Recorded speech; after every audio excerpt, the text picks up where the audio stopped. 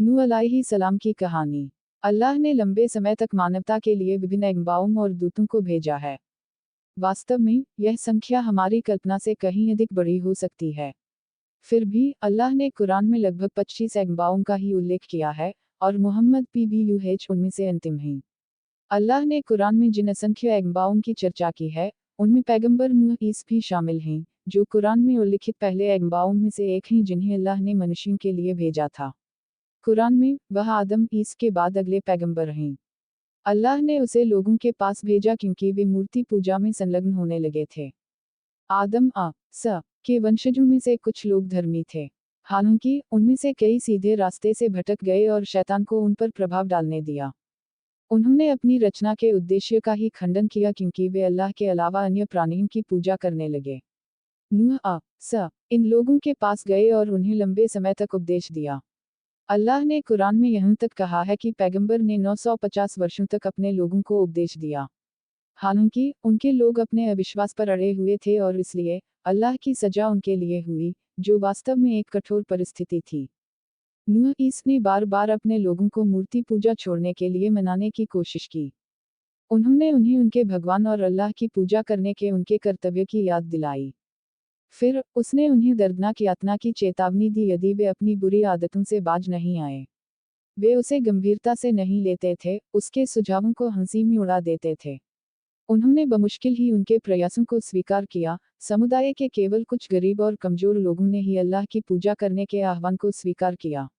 जब उसने उन्हें सार्वजनिक रूप से बुलाया तो वे और भी अधिक विद्रोह करने लगे, यहाँ तक कि वे अपने कानों में उंगली भी डाल लेते थे। सैकड़ों वर्षों के धैर्य और दुष्ट लोगों को समझाने की कोशिश के बाद नूह ईस को अंततः अपने प्रयासों की नाआटाकटा का एहसास हुआ। वह समझ गया कि लोगों का झुकाव बुराई की ओर है और वे देश में भ्रष्टाचार पाल। इसलिए उन्होंने अल्लाह से प्रार्थना की कि वह भूमि को शुद्ध करने के लिए विज़्ज़ियों को मिटा दे। अल्लाह ने उसकी दुआ सुनी और उसे एक जहाज बनाने का आदेश दिया। उनके भगवान ने उनके भाग्य का फैसला कर दिया था, और अब इसे पूरा करने में केवल समय की बात थी। जब वह एक जहाज का निर्माण कर रहा था तो लोग आश्चर्य से देख रहे थे और उसका मजाक उड़ा रहे थे। अंत में जब संडका तैयार हो गया, तो अल्लाह ने नूह ईस से कहा कि वह अपने परिवार और विज़्ज़ियों के साथ प्रत्येक जानवर के नर और मादा जोड़े के साथ उस पर चढ़े। विज़्ज़ियों को समझ नहीं आ रहा था कि क्या हो रहा है। हालांकि पैगंबर का सबसे बड़ा बेटा और उसकी एक पत्नी विज़्ज़ियों में से थे और वे विज़्ज़ियों के साथ रहे। उन्होंने दावा किया कि जरूरत पड़ने पर उन्हें शरण मिल सकती है। लोगों के जहाज पर चढ़ने के बाद अल्लाह ने दरवाज़ा खोल दिया और इतनी बारिश हुई जितनी पहले कभी नहीं हुई थी। लहरें पहाड़ों से भी ऊंची थीं और सभी विज़्ज़ी डूब गए। अल्लाह कुरान में वर्णन करता है कि नूह ईस ने अपने बेटे के लिए उससे विनती की लेकिन अल्लाह ने उसे फटकार लगाई। नूह ईस ने तब उनके आदेश पर सवाल उठाने के लिए उनसे माफ़ी मांगी, और अल्लाह ने उन्हें माफ़ कर दिया। संडक शांत हो गया और विश्वासी जानवरों के साथ जहाज से उतर गए। इस्लाम धर्म में पैगंबर नूह की कहानी। निष्कर्ष। नूह ईस की कहानी में कई सबक हैं जिनके बारे में मुसलमान सीख सकते हैं और उनसे लाभ उठा सकते हैं। इसलिए हमें कुरान पढ़ने के साथ साथ अन्य संसाधनों के उपयोग के संदर्भ में नूह ईस के बारे में सीखना चाहिए। नूह की कहानी हम सभी को अल्लाह और उसके दूत की आज्ञा मानने के महत्व के बारे में सिखाती है। नूह 950 वर्ष जीवित रहे।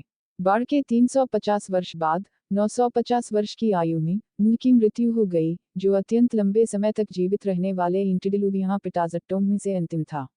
जैसा कि बाइबल में दर्शाया गया है, अधिकतम मानव जीवन काल उसके बाद धीरे धीरे कम होता गया, लगभग 1000 वर्ष से लेकर मूसा के 120 वर्ष तक। कुरान के सूरह में पैगंबर नूह की बाढ़ का जिक्र किया गया है। सूरत नूह अरबी, सौरत नूह 28 आयतों के साथ कुरान का 51वां सूरह है।